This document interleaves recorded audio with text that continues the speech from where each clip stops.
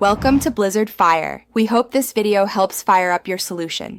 Gather a Phillips screwdriver, flathead, hex key, pliers, and a rag. Lay tools on a tray within arm reach for efficiency. Turn off power to electronic locks and remove batteries before starting. Wearing safety glasses prevents metal shards or debris from entering eyes. Inspect the handle and latch for visible screws, retaining clips, or covers. Note whether the handle has a set screw on the neck or exposed screws on the rose plate. Loosen set screw on the handle neck with a hex key if present. If the handle uses a pushpin release, insert a thin tool into the access hole to depress the pin.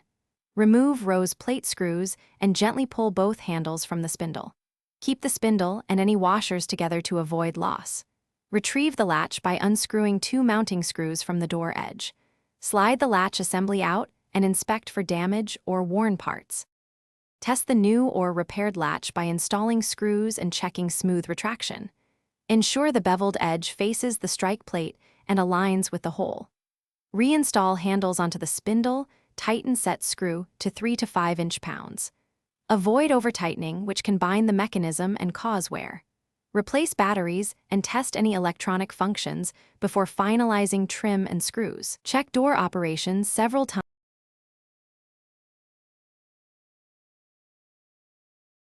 Thanks for watching. If you found this helpful, don't forget to like and subscribe.